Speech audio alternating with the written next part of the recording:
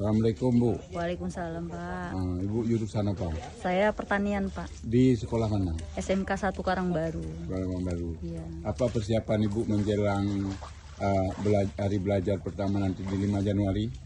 Yang pertama mengkondisikan sekolah lah Pak, biar bisa anak-anak datang kemari. Karena akses kemari itu kan jalan depan tuh licin tuh Pak. Jadi kalaupun kita usahakan datang, kalau akses jalan kemari itu belum bagus, gimana? Kasihan anak-anak kan Pak. Itu spiritnya tetap ingin mengajari, ingin bersama anak-anak. Iya Pak. Ya. Kemarin- Ibu nama siapa? Suryawati Pak, Jurusan jurusan peternakan. peternakan. Iya Pak. Ada pelihara bebek di rumah Bu? Ada Pak. Ada ya, alhamdulillah. Apa persiapan Ibu dan apa yang ada di pikiran Ibu untuk penyelenggaraan hari pertama sekolah nanti?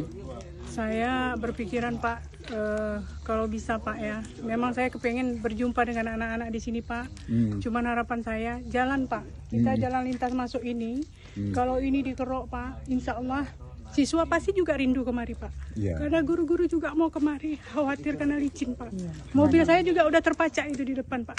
Tadi saya Artinya kemari. kita walaupun kita adalah penyintas bencana, Ya, kita tetap punya semangat kerja, ya Pak. tetap ingin bagaimana anak-anak kita tidak boleh kehilangan Iya. Iya Pak. harapan, tidak boleh kehilangan kesempatan untuk belajar Bu ya. Iya Pak, iya Pak. Iya, Pak. Ibu sendiri korban nggak? Korban Pak, Korban. rumah saya sedada Pak, korban. Ya udah habis juga. Tapi insya Allah Insya Allah tetap semangat Pak. terus semangat. Apapun Menjadi ceritanya guru tetap itu semangat. memang sebuah Iya. bahagian dari ibadah Bu ya. Ya Bu ya.